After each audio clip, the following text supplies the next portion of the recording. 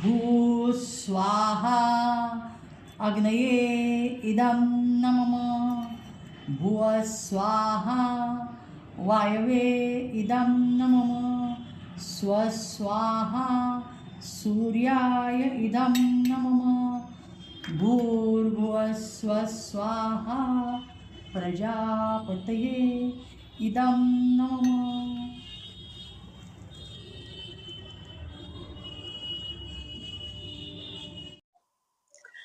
नमस्कार, मी प्राध्यापिका मेधा दाते. चातुर्मास्य भागवत सेवेतील आज आपला 57वा दिवस. श्री गणेशाय नमः. ओम नमो भगवते वासुदेवाय. ओम नमः शिवाय. श्री गुरुभ्यो नमः. श्री सरस्वते नमः. श्री हरिस्तुती. नंद नंदन नंद नंदन नंद नंदन धावरे नंद नंदन नंद नंदन नंद नंदन पावरे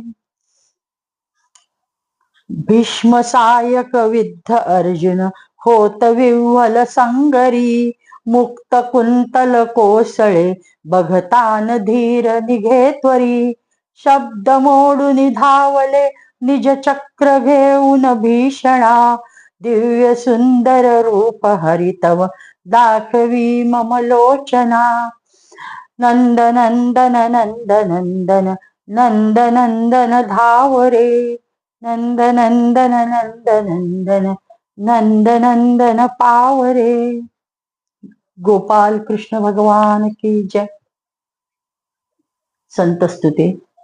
श्रीमत् शंकर देशिकेंद्र भगवान ज्ञानेश योगेश्वर सन्मार्गी जनलावण्या क्षितितला आले तुको बापर साई दास गणू समर्थ गुरुया संत व्रजा भीतरी ठाके हो प्रभु हो प्रसन्न मजत्या सर्वांसवे श्रीहरी.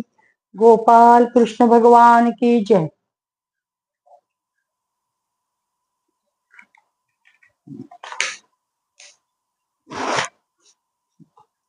आपण काल गोकुळातल्या सगळ्या विभिन्न लीला बघतोय. आता भगवान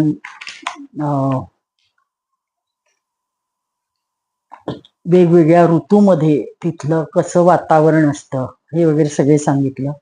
तर त्याच्यात फक्त निसर्गाचं वर्णन केलं. आता ऋतूनुसार हेमंत ऋतू येतो, मार्गशीर्ष महिन्याचे दिवस असतात आणि मग या गोपी ज्या म्हणजे जुन्या काळात अगदी अलीकडल्या काळापर्यंत मुली एक 5-10 वर्षाच्या व्हायच्या आतच लग्न व्हायची त्यांची. तसं ह्या 5-6 वर्षाच्या 4-5 वर्षाच्या ज्या मुली असतात गोपी म्हणून, त्या सगळ्यांनाच कृष्ण नवरा हवा असतो. म्हणजे एक जण कोणी तर नाही, त्या सगळ्याच जणी. मग त्याच्याबद्दल ते सांगितलंय चिरहरण, जे त्यांचं जे लज्जाहरण करणं. ही लज्जाहरण म्हणजे निगेटिव्हिटी नाही, तशा वाईट अर्थाने घेतलेलं नाही, की त्याला एक उदात्त रूप आल्याशिवाय, म्हणजे जसं रामकृष्ण परमहंस म्हणायचे की तुम्ही विवस्त्र होऊन ध्यान धारणा करा आणि कुठलीही उपाधी नको, उपाधी रहित आपण आहोत, जसे जन्माला आल्या त्या स्थितीत तुम्ही ध्यान धारणा करा, ईश्वराची करुणा भाका. मग एक भक्त त्यांचे सांगायचे की आम्ही करतो, फार तर तुमच्या समोर करू, पण आम्ही एकांतात करतो. मग ते म्हणायचे अरे लज्जा जाण्यासाठी हे आहे, कशाचीही भीड बाळगायची नाही. लाज न वाटता आपण साधना केली पाहिजे. साधना करताना लाज नको मध्ये. तर आता इथं ही साधना ह्या गोपी करतायत, त्यांचं वय खूप छोटं आहे, 4-5 वर्षाच्या, फार तर अगदी सगळ्यात मोठी असेल तर 6 वर्षाची वगैरे आहेत. 6. पण ह्या एवढ्या लहान वयाच्या मुली सगळ्यांना कृष्ण एका वेळे नवरा मिळणार आहे का, ही साधी साधी गोष्ट आहे. पण ते विषय त्यांच्या मनातही येत नाही. कृष्णासारखा नवरा पाहिजे एवढंच त्यांच्या डोक्यात असतं, आणि म्हणून त्या व्रत करायला जातात. आणि त्याच्यासाठी जी लीला आहे त्याला चिरहरण असं नाव आहे. सुखदेवजी सांगतात, परीक्षित, हेमंत ऋतू आल्यावर पहिल्या महिन्यात, अर्थात मार्गशीर्ष महिन्यात, नंदबाबांच्या व्रजातील कुमारिका कात्यायनी देवीची पूजा आणि व्रत करू लागल्या आणि त्या फक्त हविष्यान्न खात असत. कात्यायनीचा उल्लेख आला आपली त्रिपुर सुंदरी, महात्रिपुर सुंदरी देवीला कात्यायनी म्हणून गौरवलं आहे. जो दत्त भार्गव संवाद आहे त्याच्यात महात्म्य खंडाच्या 41-41 अध्यायात कात्यायनी देवीचं सुरेख वर्णन आले आहे. ती सिंहवासिनी आहे. एक अतिशय म्हणजेच आपण जसं नऊवारी लुगडं असतं आपण घातलेलं, काष्ठा घातलेलं, तसं काष्ठा घट्ट पायाचा शेवटपर्यंत काष्ठा घालून तिचा पाय आलाय आणि ती सिंहावर बसली, हातात तिच्या त्रिशूळ आहे. आणि ही अशी कात्यायनी देवी, तिच्या प्रसन्नतेसाठी ते भगवान परशुरामांना दत्त महाराज सांगतायत त्या देवीचं सगळं वर्णन.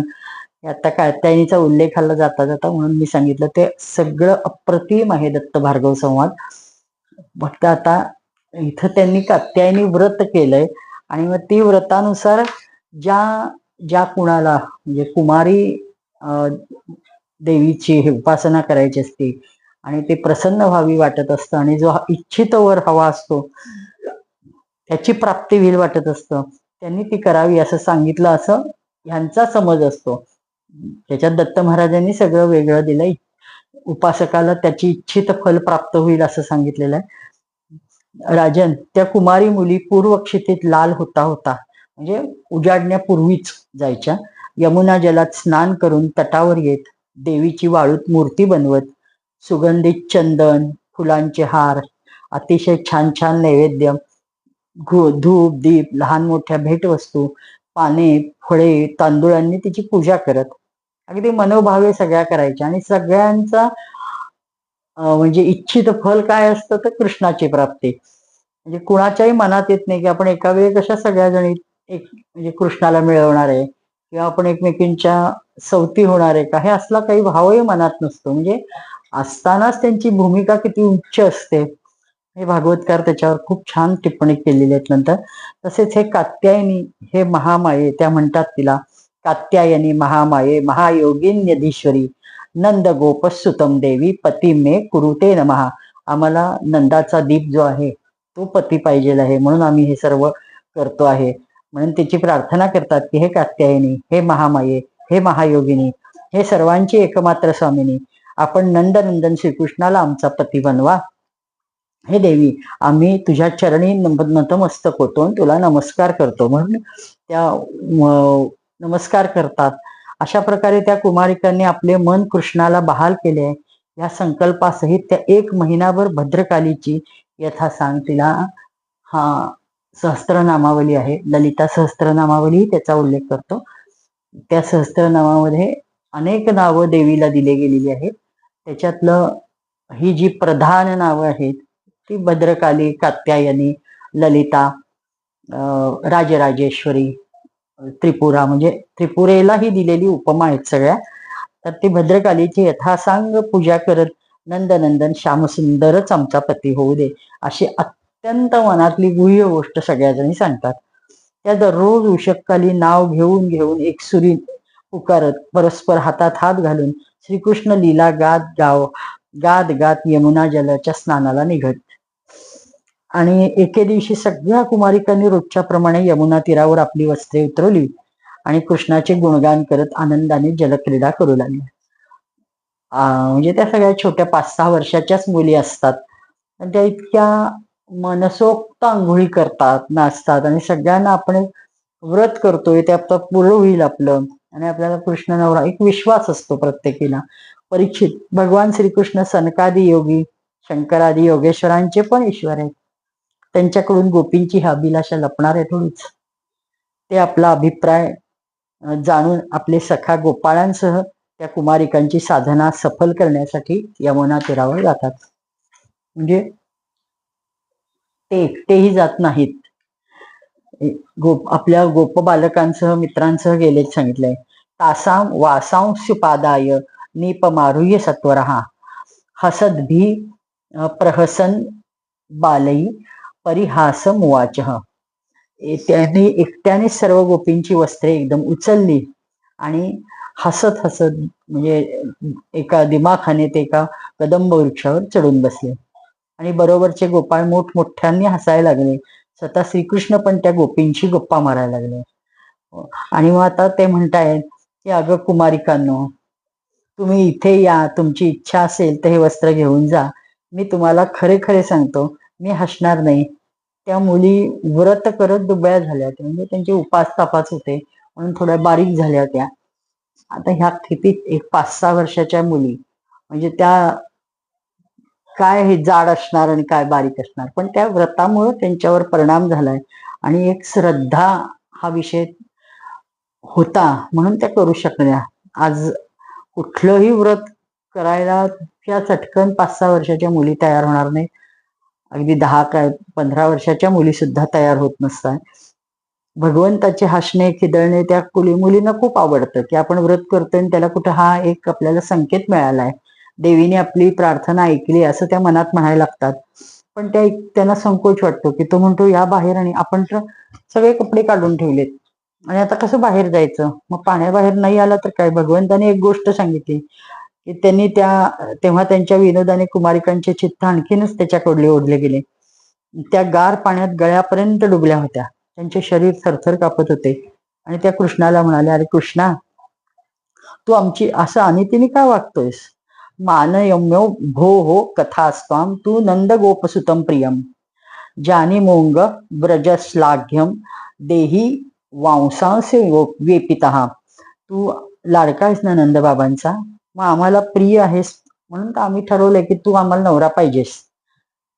सगळे व्रजवासी तुझं किती कौतुक करतात, आम्ही थंडीने काकडतोय आणि मग तू आमची वस्त्र घेण्याचा अनितिकार कर्म का केलंयस? ती दे बरं आम्हाला परत.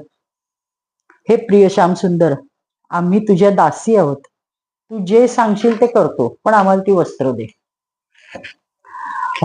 तू तर धर्माचे मर्म चांगले जाणतोस ना, मग असं कुणाची वस्त्रहीन असताना हिसकावून घेणं चांगलं का? बघ आम्ही बाहेर आलो की नंदबाबांना हे सांगू. भगवान म्हणाले, अगं कुमारिकांनो, तुमचे हास्य पवित्र आहे, तुम्ही प्रेमपूर्ण आहात. पहा, जेव्हा तुम्हाला माझी दासी म्हणवताय, स्वीकार करताय, मग माझ्या आज्ञेचे पालन मात्र नाही करत. असं का बरं करताय? तुम्ही इथं या आणि वस्त्र घेऊन जा. त्या कुमारिका थंडीने कापत होत्या, पण आता त्यांच्या मनात येतं खरंच आहे, तो म्हणतोय खोटं काय बोलतोय तो, आपण त्याच्यासाठीच व्रत करतोय आणि आपण त्याच्या दासी म्हटलं पण आहे, मग आपण काही खोटं बोलतोय का, आपण खरंच बोलतोय, मग जाऊ दे. म्हणून एक एक सगळ्या बाहेर यायला लागतात आणि त्यांच्या त्या शुद्ध भावामुळे भगवान फार प्रसन्न होईल. त्या जवळ आलेल्या पाहून त्यांनी आपली आपली वस्त्रे सगळी ती हातात असतात ती आपल्या खांद्यावर टाकतो आणि हसून म्हणतात, अगं गोपींनो, तुम्ही जे व्रत केले ते चांगल्या प्रकारे सांभाळले आहे, यात काहीच शंका नाही. परंतु ह्या अवस्थेत वस्त्रहीन होऊन जलामध्ये स्नान करणं हा नदीचा अपमान आहे. नदीत कधीही विवस्त्र स्नान करू नये. अधिष्ठात्री देवता वरुण त्यांचा पण अपराध आहे. या दोषांच्या शांतीसाठी त्यांना माफी मागा, त्यांना हात जोडून नमस्कार करा आणि सांगा की आमचं चुकलं, की देवी माते आम्ही विवस्त्र स्नान केलं, आम्ही ह्याच्या पुढे असं करणार नाही, असं माफी मागा. असं म्हटल्यावर त्यांचा इतका त्याच्या बोलण्यावर प्रगाढ विश्वास असतो, ते असं अंग झाकून आलेले असतात, त्या पटकन हात जोडतात आणि नदीकडे बघून नमस्कार करतात सगळ्याजणी आणि माफी मागतात. आणि मग तो त्यांच्या लक्षात येतो, अरे आपले हात बाजूला गेलेत, आणि हसतात आणि भराभर आपली वस्त्र त्याच्या खांद्यावर एक एक घेऊन सगळ्या पसार होतात. भगवान श्रीकृष्णाची गोष्ट ऐकून व्रजगोपिकांनी समजले की वास्तविक वस्त्रहीन होऊन स्नान करण्याने आमच्या व्रतात त्रुटी झाली असती. कृष्ण किती दयाळू आहे, आमची ती त्रुटी होऊ नये, निर्विघ्न आमचं व्रत पूर्ण व्हावं म्हणून त्यांनी आम्हाला नेमक्या वेळी येऊन सांगितलं की त्याची आमच्यावर खूप झालेली कृपा आहे. म्हणून त्यांनी श्रीकृष्णालाही नमस्कार केला, कारण त्यांना नमस्कार करूनच सर्व अपराधांचे परिमार्जन होत असते असं त्या समजत होत्या. यशोदानंदन भगवान श्रीकृष्णाने पाहिले, या सगळ्या कुमारिका माझ्या आज्ञेप्रमाणे प्रणाम करत आहेत, ते प्रसन्न झाले. त्यांच्या हृदयात करुणा व्यापली. त्यांनी वस्त्रे तर दिलीच. परीक्षित शुक महामुनी सांगतायत, परीक्षित, श्रीकृष्णाने कुमारिकांशी छलयुक्त भाषण केले. त्यांच्या लज्जा संकोच सोडवला. म्हणजे लज्जा धरून कुठलंही व्रत करायचं नसतं किंवा लज्जा येईल असंही करायचं नसतं. तुम्हाला लाजायचं काय काम आहे? तुम्ही मनापासून व्रत केलंयत ना, मग लाजताय कशाला, असं तो त्यांना म्हणतो. आणि कठपुतळ्यांप्रमाणे त्यांनी जेव्हा संकोच सोडला तेव्हा त्यांनी सांगितलं की आता तुम्ही नमस्कार करा, आता तुम्ही इकडे या, आता तुम्ही ही वस्त्र घ्या. म्हणजे तो म्हणतो की ही शुक महामुनी सांगतात की त्यांना कठपुतळ्यांप्रमाणे नाचवलं आणि त्याला चेष्टांसाठी दोषी मानले नाही. उलट, आणि त्या म्हणजे सगळ्या कुमारिका पण आपली ही चेष्टा करतो हे जाणतात, पण त्यांना उलट त्याच्याबद्दल प्रेमच वाटतं. त्यांना ते दोष मानत नाहीत. त्या सहवासामुळं किंवा तो आपल्या व्रत काळात आल्यामुळं त्यांना कुठंतरी आपल्यावर देवी खूप प्रसन्न आहे आणि आपल्या मनातली इच्छा पूर्ण होणार आहे असं वाटत असतं. त्या खूप आनंदित असतात. परीक्षित, गोपींनी आपली वस्त्रे परिधान केली. श्रीकृष्णाने अशा प्रकारे त्यांचे चित्त आपल्या वश केले होते की त्या तेथून एक पाऊल पण टाकून बाहेर निघून जाईनात. आता त्यांना म्हणजे झालं व्रत, स्नान झालं की रोज घरी सकाळी जायच्या, पण आज त्यांना तिथनं कृष्ण तिथं आहे त्यामुळे त्यांना पाऊलच उचलत नव्हतं. जीवनाचा हाच एकमात्र संकल्प आहे की तेव्हा गोपींच्या प्रेमाच्या अधीन होऊन उखळाला बांधून सुद्धा घेणारे भगवान म्हटले, माझ्या परमप्रिय कुमारिकांनो, मी तुमचा हा संकल्प जाणतो की तुम्ही माझी पूजा करू इच्छिता. म्हणजे तुमच्या मनात मला स्थान दिलेलं आहे. मी तुमच्या ह्या अभिषेकाला अनुमोदन देतो आणि तुमचा हा संकल्प लवकर सत्य होईल. तुम्ही माझी पूजा एकांतात कराल असं त्यांना सांगतो. ज्यांनी आपले मन आणि प्राण मला समर्पित केले त्यांच्या कामना हा महत्वाचा सिद्धांत व्यासांनी सांगितलाय किंवा भगवंताच्या मुखी आहे. न मय्या वेशिताधियाम काम कामाय कल्पते भर्जिता क्वथिता धाना प्रायो बीजाय नेष्यते. ज्यांनी प्राण आपले मन मला समर्पित केलंय त्यांच्या कामना सांसारिक भोगाकडे नसतातच, घेऊन कधीही जाणार नाहीत. अगदी तसे की जसे भाजलेले व उकडलेले बी हे पेरून जमिनीत फळ येते का.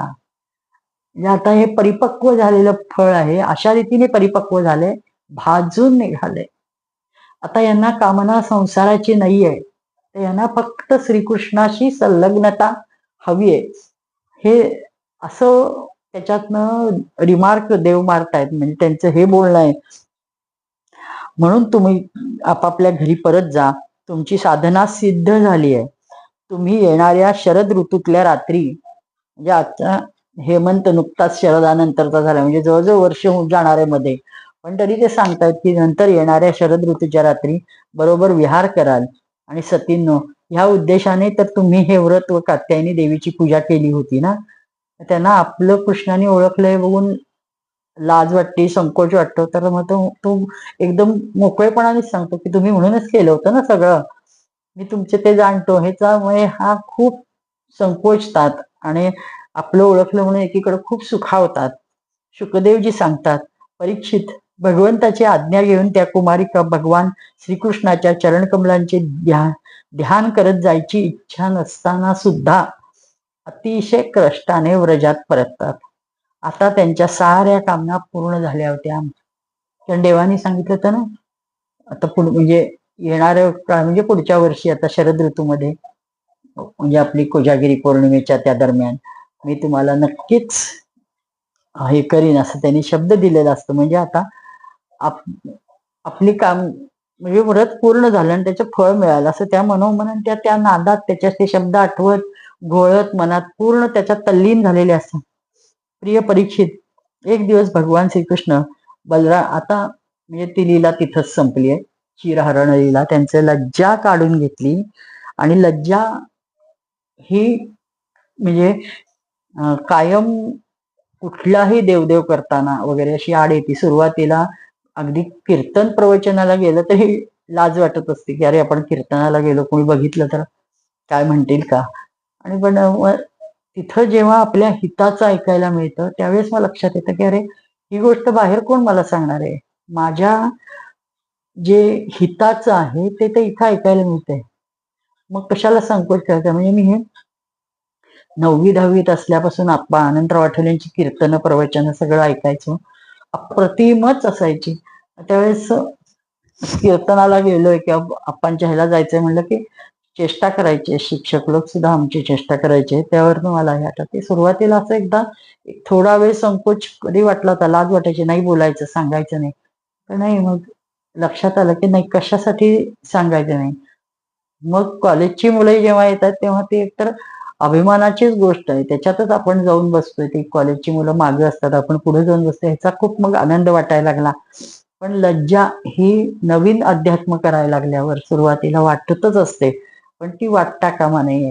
हे चिरहरण हे गरजेचं असतं. ह्यानी वस्त्रहरण म्हणजे अर्थ धरलाय, पण त्याच्यातनं मोठं लज्जाहरण भगवंतानी करून घेतली आणि त्या निर्लज्ज केलंय अशा अर्थाचं निर्लज्ज पण नाहीये.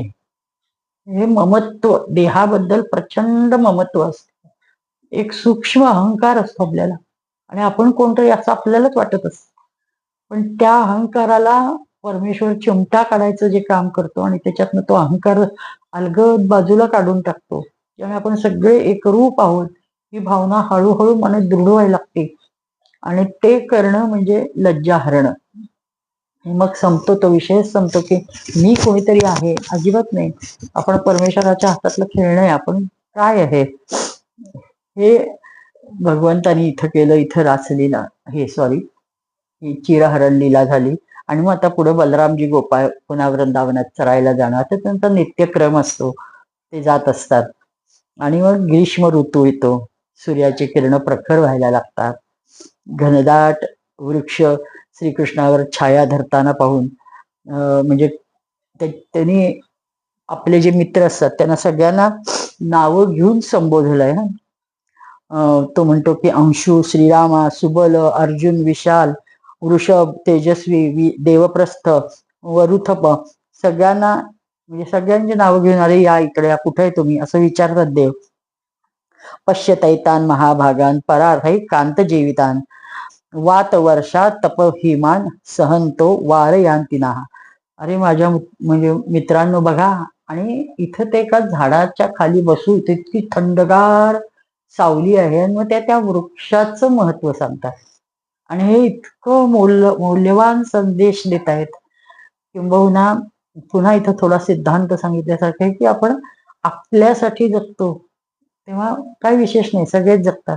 म्हणजे हा दुसऱ्यासाठी, दुसऱ्याला आणि चांगल्या मार्गावर नेण्यासाठी त्याला महत्व आहे हे देव सांगतायत.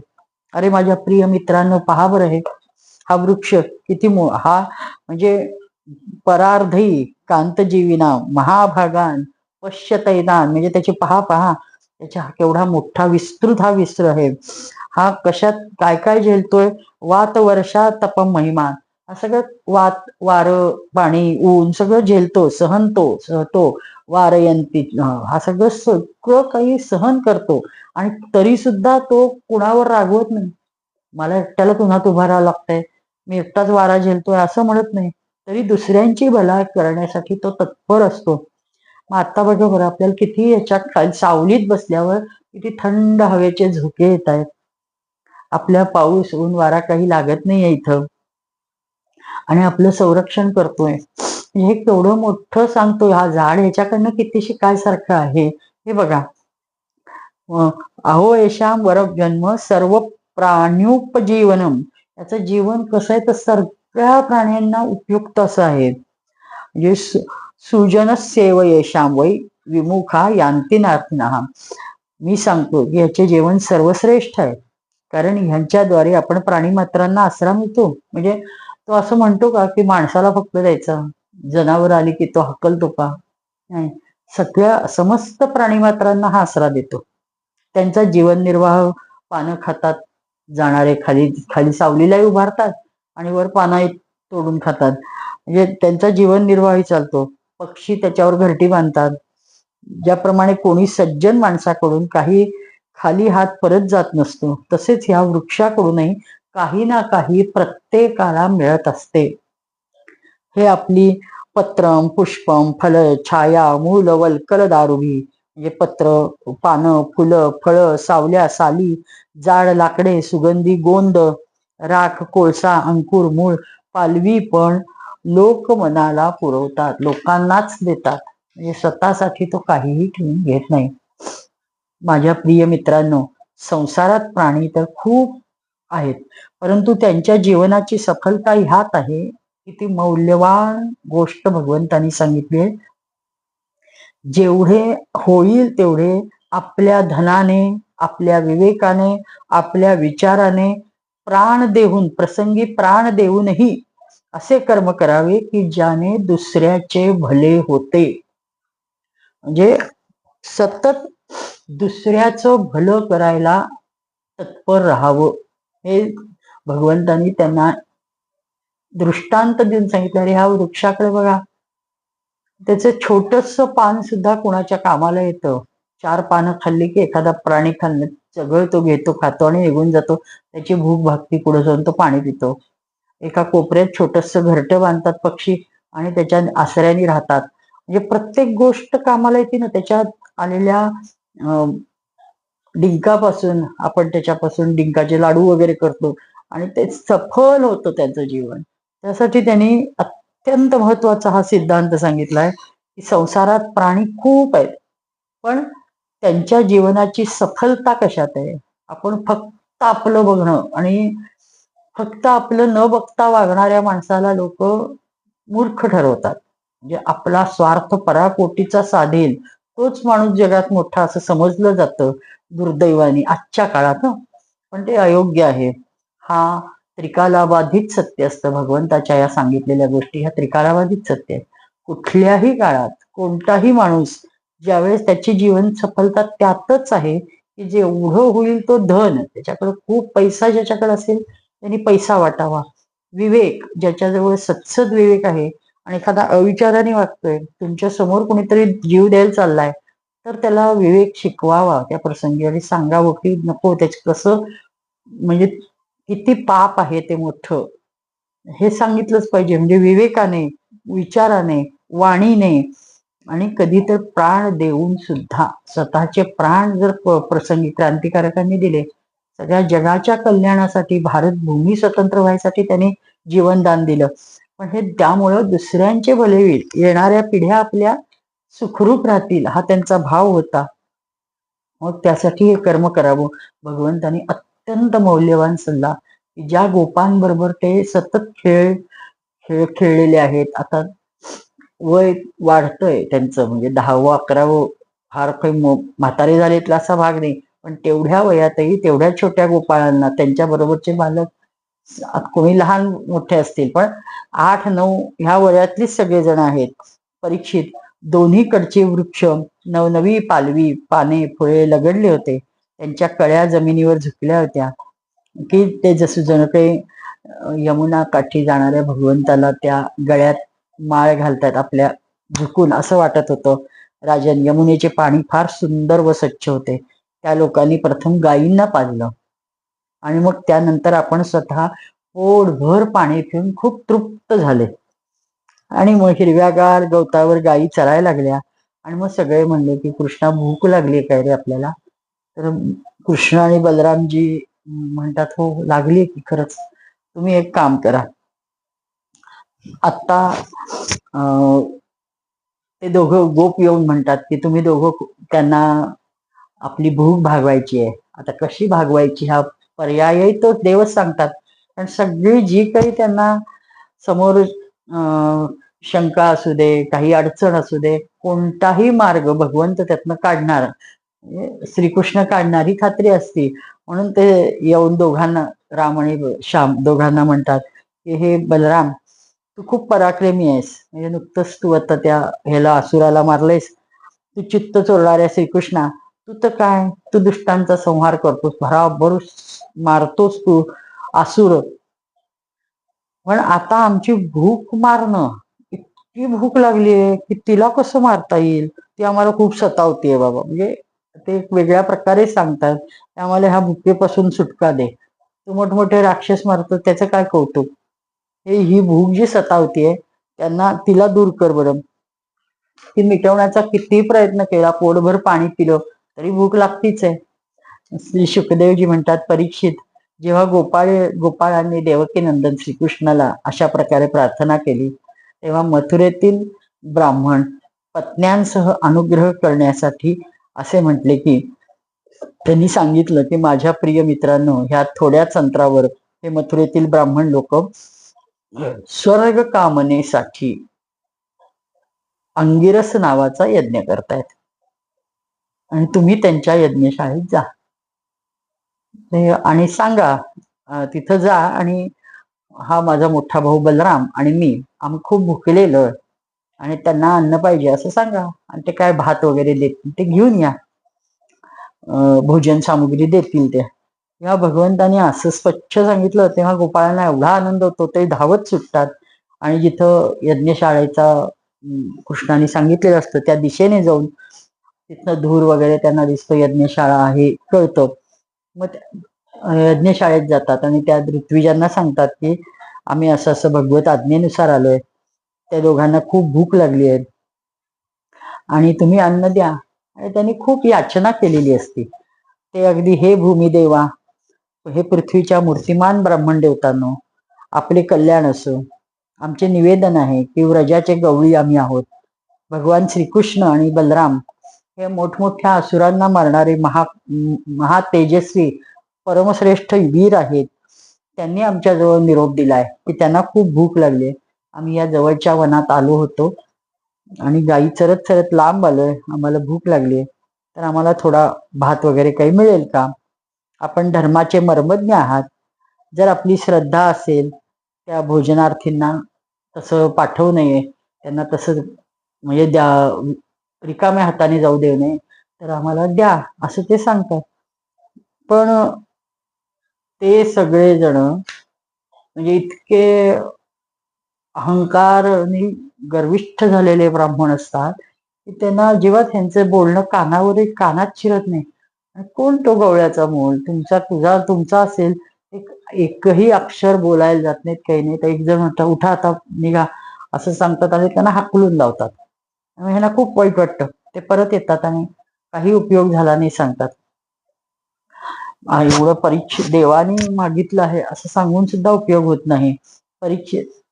शुकदेव सांगतायत की परीक्षित, देश काल अनेक प्रकारच्या सामुग्र्या, भिन्न कर्म विनियुक्त म्हणजे भिन्न कर्मां विनियुक्त असे मंत्र, अनुष्ठान पद्धती, ऋत्विज, ब्रह्मादी, यज्ञ करणारे, अग्नी, देवता, यजमान, यज्ञ, धर्म या कुठल्याही रूपामध्ये साक्षात भगवंत व्यापून राहिलेले आहेत. एकच एक भगवंत आहेत.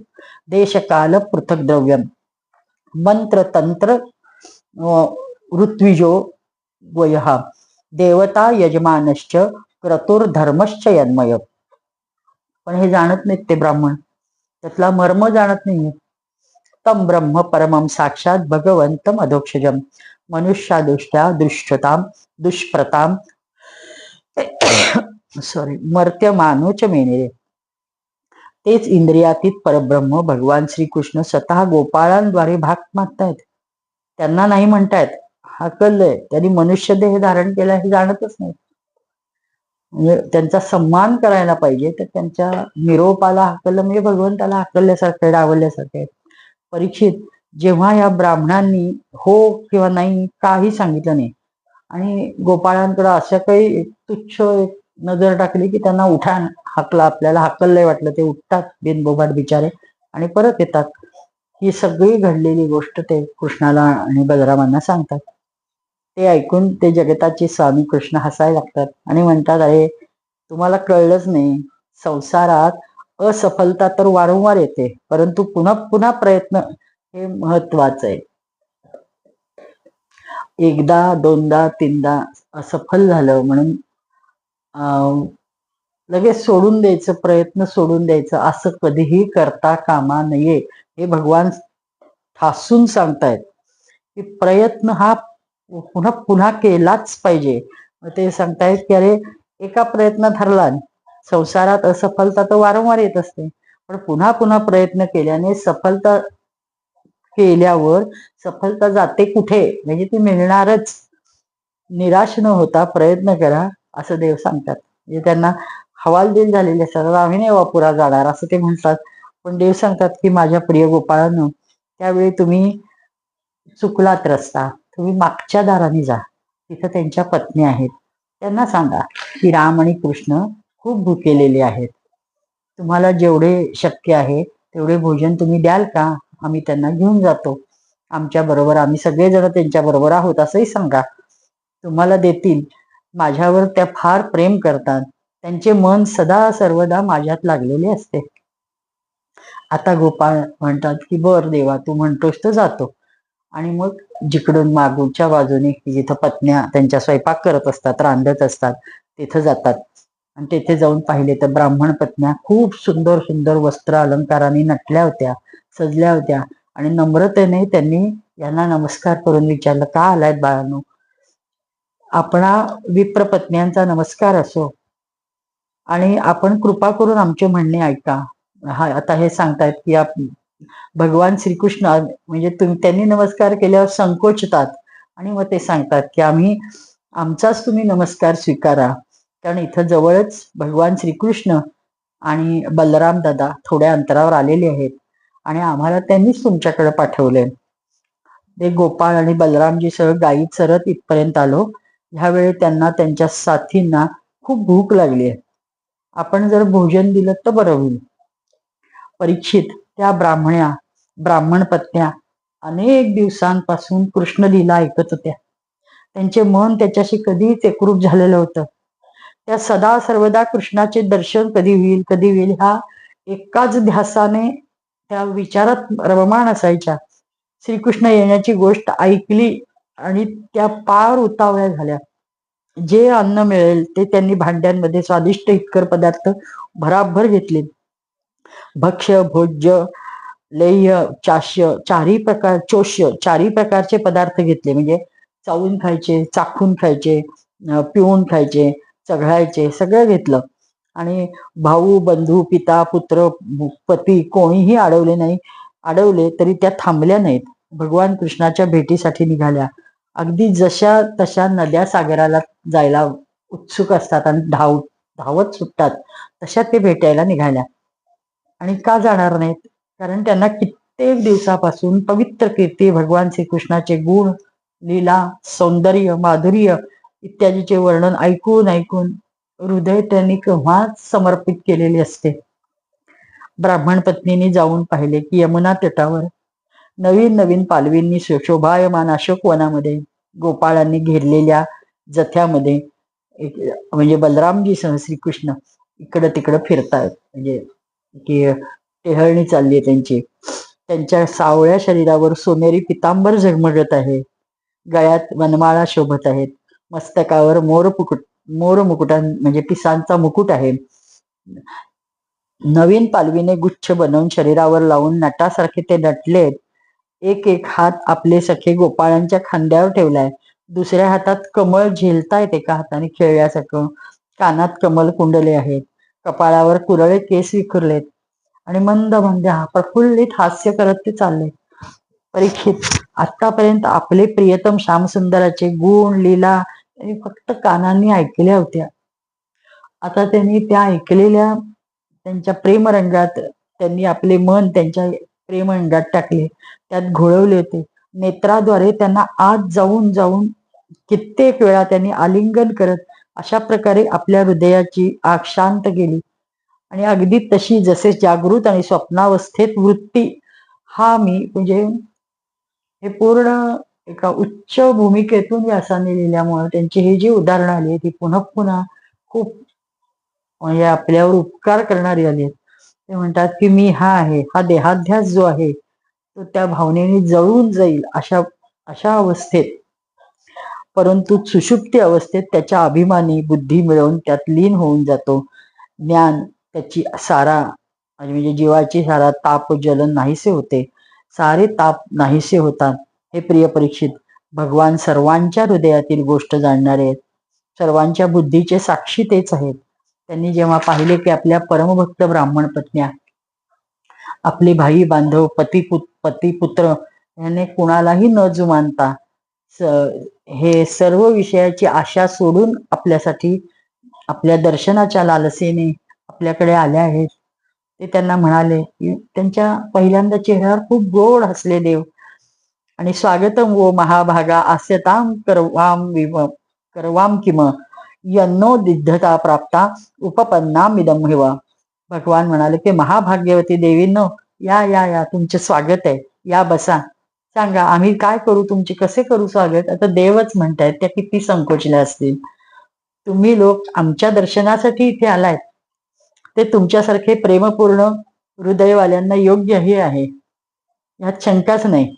पण संसारात जेवढे खरे हित समजवणारे बुद्धिमान पुरुष आहेत ते आपल्या प्रियतमा इतकेच माझ्यावर प्रेम करतात. ते असे प्रेम करतात की ज्यात काही कामनाच नसते, कोणत्याही प्रकारचे व्यवधान नसतं, संकोच नसतो, द्वैत नसतं, लपवाचप्पी नसते, द्विधा नसते. ते अत्यंत पवित्र असतं. प्राण, बुद्धी, मन, शरीर, स्वजन, स्त्री, पुत्र, धन आदी संसारातील वस्तू ज्याच्यासाठी आणि ज्याच्या सानिध्याने प्रिय वाटतात त्या आत्म्यापेक्षा, परमात्म्यापेक्षा, श्रीकृष्णापेक्षा कोण मोठे असणार. शुक महामुनी म्हणतात. म्हणजे हे त्यांनी त्यांचं स्वागत केल्यावर शुकजी खूप प्रसन्न झालेत आणि ते सांगतायत हे सगळं. त्यामुळे तुमचे येणे योग्यच आहे. मी तुमच्या प्रेमाचे अभिनंदन करतो. पण आता माझे दर्शन घेतले, आता तुमच्या यज्ञशाळेत परत फिरा. तुमचे पती ब्राह्मण गृहस्थ आहेत, ते तुमच्या बरोबर मिळून आपले यज्ञ पुरे करतील म्हणून तुम्ही जा. कारण पुण्य वाचनाला बसलेल्या असतील काही जणी. मी सांगतात देव. ब्राह्मण पत्न्या म्हणाल्या, हे अंतर्यामी श्यामसुंदर, आपले हे बोलणे निष्ठुरतापूर्वक नाही का? आपण अशी गोष्ट बोलता कामा नये.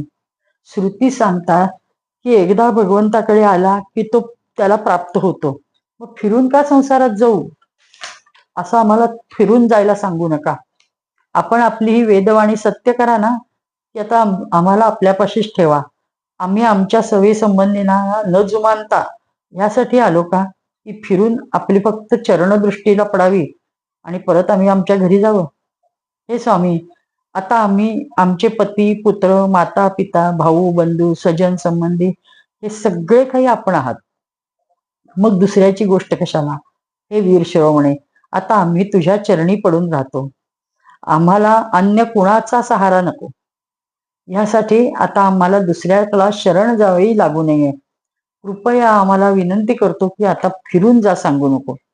भगवान श्रीकृष्ण हसून म्हणाले, अगं देवींनो, तुमचे पती, पुत्र, बांधव, पिता, माता, पिता कोणी तुमचा तिरस्कार करणार नाही. तेच काय, सारा संसार तुमचा सन्मान करेल. याचे कारण आहे की आता तुम्ही माझ्या झालायत, माझ्याने युक्त झालायत. पहा, या देवता माझ्या बोलण्याला अनुमोदन देत आहेत. देवींनो, या संसारी माझे अंगसंग माणसांच्या अनुरागाचे कारण नाहीये. म्हणजे संसारात पडलेलं, फक्त कसं लिप्त झालेलं मन त्याला कारण आहे. म्हणून तुम्ही जा, आपले मन फक्त माझ्यात लावा, तुम्हाला लवकर माझी प्राप्ती होईल. श्री शुकदेवजी सांगतात, परीक्षित, ज्यावेळी भगवान असे म्हणाले तेव्हा त्या ब्राह्मण पत्न्या यज्ञशाळेत परतल्या. त्या ब्राह्मणांमध्ये त्यांच्याबद्दल थोडीही म्हणजे दोषबुद्धी नव्हती.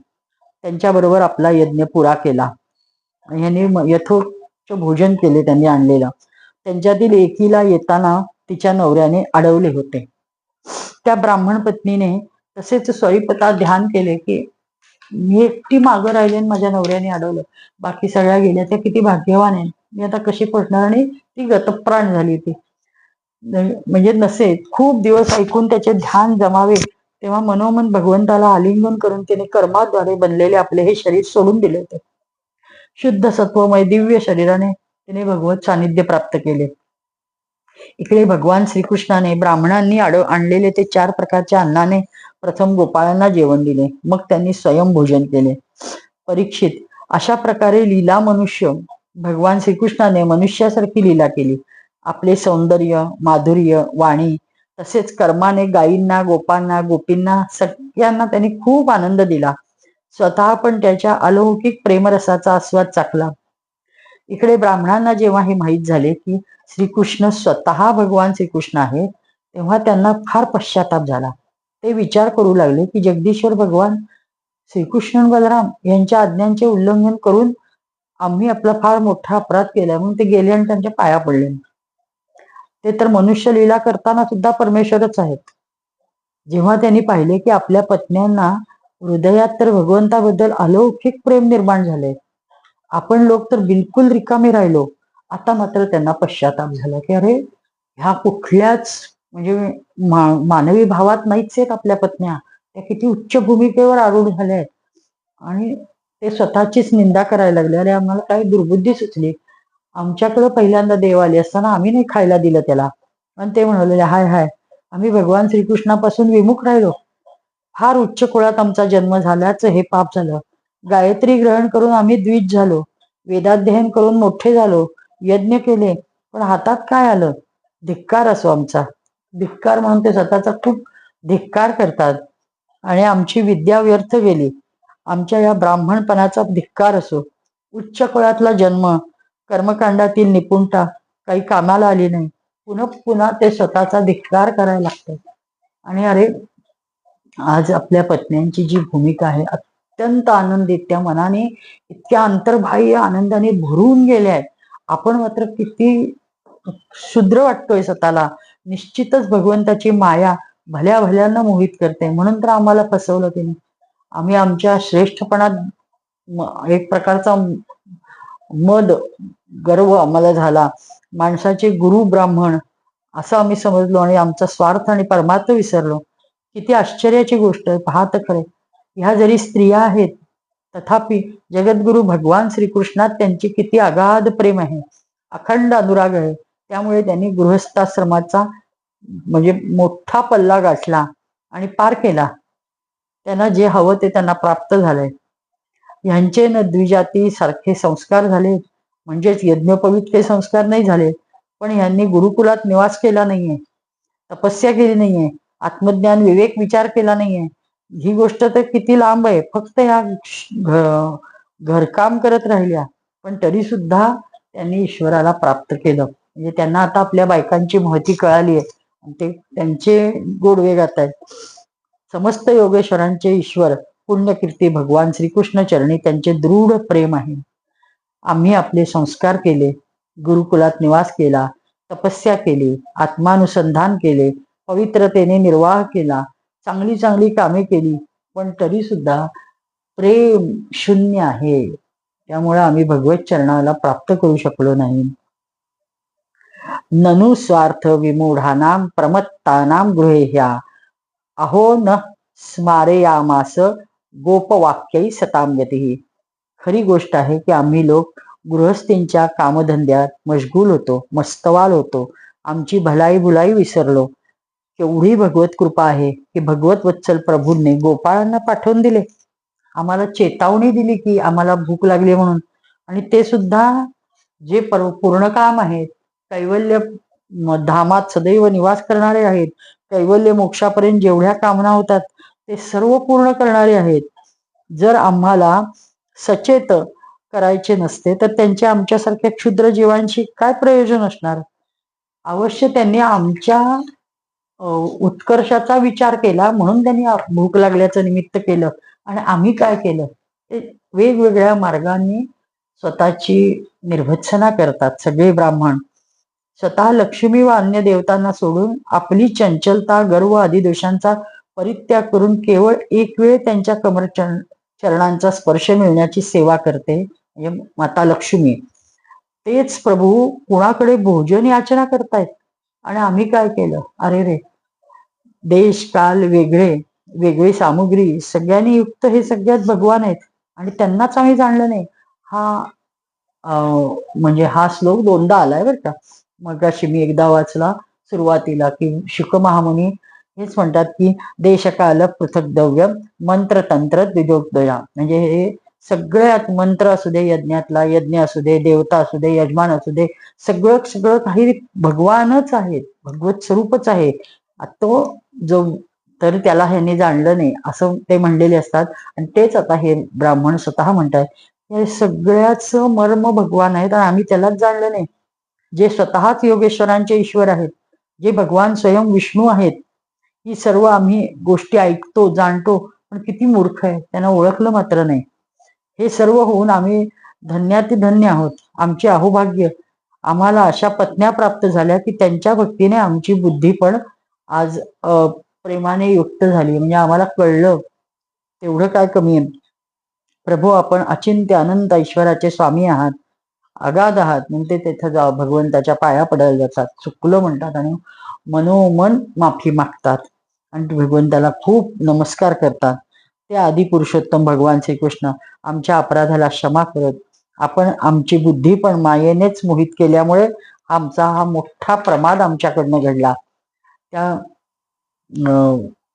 त्या ब्राह्मणांनी श्रीकृष्णाचा तिरस्कार केला, तरी त्यांनी त्यांच्या अपराधांच्या आठवणीने पश्चाताप झाला आणि जिला बांधलेलं असतं श्रीकृष्णाने, ती स्त्री ब्राह्मणी ती कृष्णापाशीच राहते. आणि मग सगळ्या ते म्हणतात की तिला चल आता, देव म्हणतात राहू दे तिला इथं. ह्या स्त्रिया म्हटलेल्या असतात आणि मग घरी त्यांनी जाऊन जेव्हा पाहिलेलं एका खांबाला तिला बांधून घेतलंय, मग त्यावेळेस त्या सगळ्या जणी म्हणतात की आमच्या पतीने आम्हाला का अडवलं नाही आणि आम्हाला का बांधून घेतलं नाही, मग आम्ही पण कायमसाठी श्रीकृष्णापाशी गेलो असतो. असा एक अत्यंत उच्च भाव त्यांच्या मनात जागृत होतो. एक म्हणजे सगळ्यात भगवंताचं आता त्याच काय म्हणतात ते वलय हळूहळू सिद्ध व्हायला लागलं. पहिल्यांदा असुरांचे वध तर झालेच, पण ह्या गर्वहरण झाला हा ब्राह्मणांचा, की नुसता यज्ञ करून उपयोग नाही, यज्ञांतर्यामी असणारा परमेश्वर कुठं आहे हे जाणायला पाहिजे. परम सद्गुरू श्री गजानन महाराज वारंवार म्हणायचे की म्हणजे त्यांनी देह ठेवल्यावरही ठेवायच्या पूर्वी हेच सांगितलंय, अज्ञांतर्यामी आमचं दर्शन घ्या.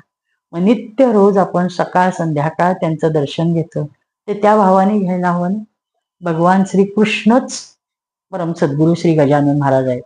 जे जे दशावतारातले अवतार झालेत ते प्रत्येक अवतार म्हणजेच परम सद्गुरू श्री गजानन महाराज आहेत. याच्यावर दृढ श्रद्धा ठेवायला पाहिजे. कारण त्यांनी सांगितलंय जर असं केलं नाही, कारण त्यांना लोक साधी माणसं मानायचे. ते म्हणतात जे भगवानांनी म्हटलंय, गीतेतही म्हटलंय की अवजानंती मा मूढात, म्हणजे मला मूढ लोक जाणत नाहीत आणि मला साधं माणूस समजतात. तसं आपल्याकडनं होऊ नये, कारण जी अधिकारी माणसं आहेत त्यांनी जे सांगितलंय ते जाणणं गरजेचं आहे. असं हे आता त्यांच्या त्या लीला प्रकट करतायत. शुकदेवजी सांगतात, परीक्षित, भगवान श्रीकृष्ण बलरामांसह वृंदावनात राहून अनेक लीला करत होते. एक दिवस सर्व गोप चर्चा करत होते इंद्राच्या यज्ञाची, आणि मग सर्वांतर्यामी श्रीकृष्ण काही जाणणार नाहीत का, पण त्यांच्या गप्पा बघून ते खेळत खेळत हुंदडत 8-10 वर्षाचा हा छोटा मुलगा येतो आणि बाबा काय चाललंय, कसल्या गप्पा मारता, कसला यज्ञ, कोण इंद्र, ते विचारतात. ते सांगतात अरे करावा लागतो. नंद बाबा म्हणतात बेटा, इंद्र वर्षा करतो ना, मेघांचे ते स्वामी आहेत, म्हणजे ते आपल्याला तृप्त करतात, सगळ्या प्राण्यांना जीवनदान देतात यज्ञ झाल्यावर त्यांना. त्यामुळं आपलं त्यांना यज्ञात आहुती देणं आपलं काम आहे. दुसरे लोक सुद्धा त्याच भगवान इंद्राची यज्ञाद्वारे पूजा करतात की ज्या सामुग्रीने यज्ञ होतो, त्यामुळे पाऊस होतो. ते सगळं ठीक आहे, पण असं का तुम्ही म्हणताय की त्याला हे दिल्यावरच तो यज्ञ पाडतो? ते त्याचं काम आहे ना, तो पाऊस पाडणारच ना. नाही, त्याचं काम असलं तरी ही परंपरा आहे बाबा, आम्हाला काही ते मनात नाही येत, ते परंपरेने चालत आलंय तसं आपण इंद्राला यज्ञ करून त्याच्या आहुती द्यायच्या. ते म्हणतो नाही, पण असं तुम्ही मोबदल्यासाठी असं म्हणू नका ना. मग आपल्याला खरं तर सांभाळतो हा गोवर्धन पर्वत, मग आपण त्याचं काहीतरी करूया. अरे त्या इंद्राला राग येईल, तो क्रोधाविष्ट झाला तर काय होईल, नको बाबा असं. त्यामुळे अरे मग कृष्ण तर म्हणतो अरे भीतीने करायला, म्हणजे असं केलं नाही तर असं होईल, अशा जर भयाने एखादी उपासना करत असू तर ती पहिल्यांदा बंद करायला पाहिजे. कशासाठी भय बाळगायचं? कृष्ण त्यांना सुरुंगच लावतो त्यांच्या विचारांना आणि बरोबर सांगतात, जर कर्मांनाच सर्व काही न मानता त्याला भिन्न भिन्न जीवांना कर्माचे फळ देणारा ईश्वर जरी मानले तरी ते कर्मानुसार फळ देतात. कर्म न करणाऱ्यांवर त्याचे प्रभुत्व चालणारच नाही ना. मग पिताजी, प्राणी आपल्या कर्मानुसारच उत्पन्न होतात आणि कर्मानेच मरतात. त्यांना त्यांच्या कर्मानुसारच सुखदुःख, भय, निर्मितीने हे सगळं प्राप्त होत असतं. तुम्ही नित्ययज्ञ तर करतो ना, मग हे आणखीन खास इंद्रासाठी म्हणून काय? आपापल्या कर्माचा भोग भोगतात ना प्रत्येक जीव. इंद्राची काय आवश्यकता आहे? माणूस आपल्या स्वभावाचा म्हणजे पूर्वकर्माच्या अधीन आहे, त्याचेच अनुसरण करतो. इतके की देवता, असुर आदींना सुद्धा ते चुकलेलं नाहीये. म्हणजे ह्या संदर्भात एक गोष्ट म्हणजे एक नुकताच म्हणजे एक मेसेज असे सध्या टीव्ही आपल्या ह्याच्यात येत असतात मोबाईलला. ते कृष्ण यशोदे हिला देवकीला सोडवतो जेव्हा, म्हणजे कंसानी यांना सोडलेलं असतं, पण पुढं जेव्हा अनेक राक्षस मारले जातात आणि कोणीतरी सांगतं, नारद मला वाटतं सांगतायत की तुम्ही तू गोडचूक केलीस त्यांना सोडून बाबा, म्हणजे कुठून तरी ह्याचे पाप वाढवायचे असतात. म्हणून त्यांनी सांगितलेलं आहे की अरे ते सज्जन लोक दोघं सोडलेस आणि त्यांचाच जर मुलगा जर असेल कृष्ण तर म्हणे तो कसा असेल, मी त्यांना तुरुंगात ठेवलं होतं, पण आता कुठं ते तुरुंगात आहेत, त्यांना तू सोडून दिलं. आणि मग ते पुन्हा 2-5 वर्षांनी पुन्हा त्यांना तुरुंगात टाकतात, आई वडिलांना म्हणजे देवकी आणि वसुदेवांना. आणि ते तुरुंगातनं जेव्हा कंसाला मारतो तेव्हा तो पळत पळत जाऊन तुरुंग तोडतो आणि आई वडिलांना बाहेर काढतो, उग्रसेनाला बाहेर काढतो. आणि त्यावेळेस ती देवकी म्हणते, अरे का मला एवढा 14 वर्ष म्हणजे सुरुवातीची 5-7 वर्ष ना आताची हे 7 वर्ष असं 14 वर्षाचं तुरुंगवास का भोगावा लागला? तू देव आहेस ना, मला सांगितलं सगळ्यांनी, गर्भस्तुती केली होती, तू देव आहे, देव आहे, देव आहे, आणि मग असं का? मी हाच प्रश्न मनाला विचारत राहिले की हे का व्हावं माझ्या बाबतीत. तर मग तो म्हणतो, अगं तू मला पाठवलं होतंस ना वनवासात. तर म्हणे कधी? मी तुला वनवास केला म्हणजे मागच्या जन्मात. आणि तो स्मरण देतो, तुला विस्मृती झाली आहे, पण तू काही माता होतीस माझी आणि तू मला वनवासात पाठवलं. म्हणजे ती म्हणते काही मी होते, मग कौशल्या कोण होती? तर तो म्हणतो यशोदा. ती 14 वर्ष भुकेली राहिली, माझ्या प्रेमापासून वंचित राहिली, म्हणून तिला ते प्रेम मिळालं. ते समर्पक उत्तर देव देतात.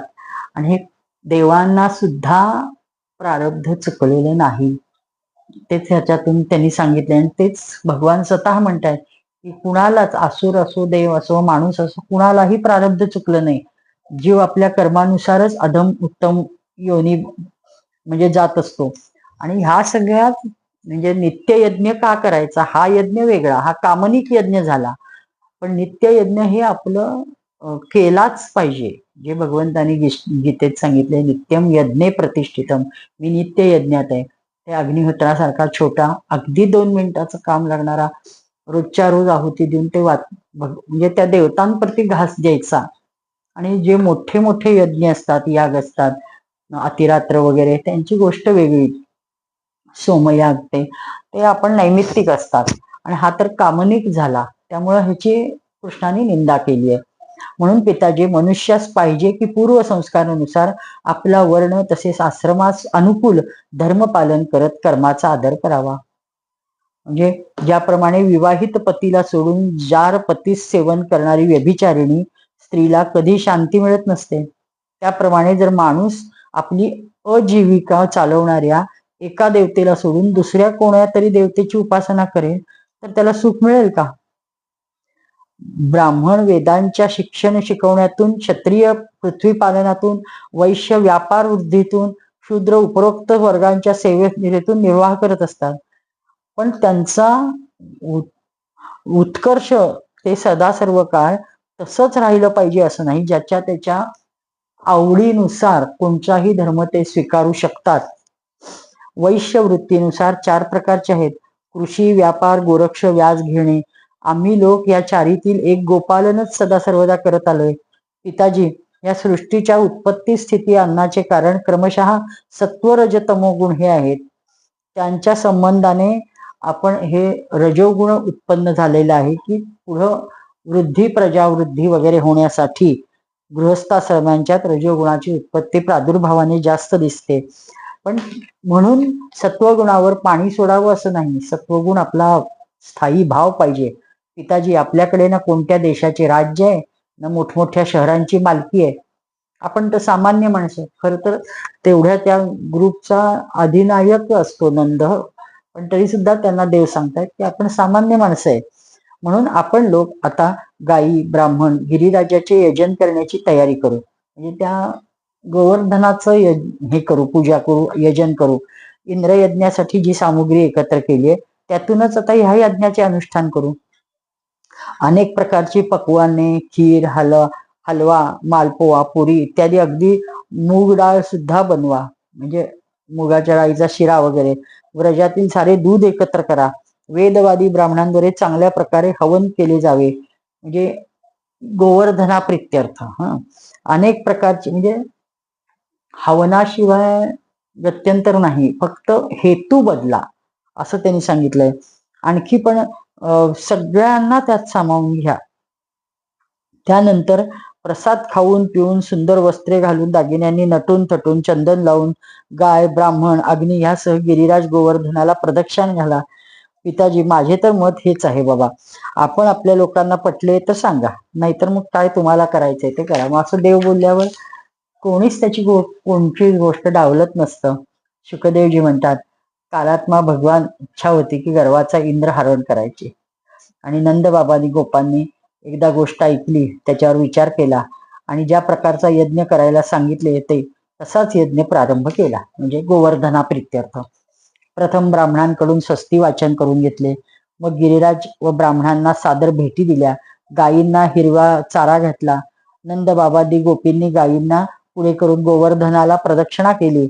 ब्राह्मणांचे आशीर्वाद घेतले. गोपींना छानसा म्हणजे शृंगार करून बैलांनी जोडलेल्या गाड्यांवर सवार होऊन कृष्ण कथा म्हणजे लीला गायन करत गिरिराजाला परिक्रमा केली. भगवान कृष्णाने गोपांना विश्वास येण्यासाठी त्याच्यावर दुसरे विशाल शरीर धारण करून प्रकटले आणि गिरिराज आहे ही सारी सामग्री मी ग्रहण करतो असं म्हणून एक प्रकारचा विश्वास दिला. श्रीकृष्णाने आपल्या त्या स्वरूपास व्रजवासींसह पण प्रणाम केला आणि मग म्हटले की पहा पहा कसे आश्चर्य आहे, हा साक्षात प्रगट झालाय आणि आपल्याला आशीर्वाद देत कृपा करतोय. हे पाहिजे ते रूप धारण करू शकतात. हे वनवासी जीव निरादर करतात, ते नष्ट होतात किंवा नष्ट झाले आहेत. आपले या गायींचे सगळ्यांचे कल्याणासाठी आमचा नमस्कार करतो असं देव सांगतात. भगवान श्रीकृष्ण प्रेरणेने नंद बाबाजी सगळे बुड म्हातारे वयस्कर लोक सुद्धा विधीपूर्वक गिरिराजाचे पूजन करतात आणि मग कृष्णासह व्रजात परततात. अत्यंत सुरेख अशा या सगळ्या लीला आहेत. आता गोवर्धन धारण हा प्रकार आपण उद्या बघू. गोपाल कृष्ण भगवान की जय. श्रीकृष्णार्पणमस्तु. जय हो जय श्री भागवता, आरती करू तुझ भगवंता. वेद तरुचे मधुर फळ, स्वादुरसे जे सौजळ. आत्मा राम मुनी सकळ, सेऊनी झाले जन सुफल. पहा पर्वणी आली अवनी, ही अघहरणी भवजल तरणी ती पतिता. आरती करू तुझ भगवंता. ग्रंथ नव्हे हा श्री कृष्ण, गीते वेदी मन पूर्ण. अनन्य होता या शरण, खचित टळे जन्म मरण. त्रिताप जाती चिरये शांती, नाथ हि वदती रामपदी ठेवू माथा. आरती करू तुझ भगवंता. जय हो जय श्री भागवता, तुझ भगवंता. करुणानिधे प्रभोनो, दोषांशमस्व भगवन्. सुचिरा प्रसुप्त देशं, परिबोधयाशु भगवन्. भुवि भूत सर्व भाषा, परिपूरिताभिलाषा. श्वसितीव देव भाषा, तां पालयस्व भगवन्. आसीत् कदाचिदेषा, वाणी विशुद्ध वेषा. अधुना लवावशेषा, तामाश्रयस्व भगवन्. देशे स्वतन्त्रतायाः, प्राचीन सभ्यताया समयं समर्गताया पुनरानयस्व भगवन् करुणानिधे प्रभो नो दोषान् क्षमस्व भगवन् सुचिरात् प्रसुप्त देशं परिबोधयाशु भगवन्। गोपाल कृष्ण भगवान की जय। देव देवेश्वर भगवान परशुराम भगवान की जय। परम सद्गुरु श्री गजानन महाराज की जय।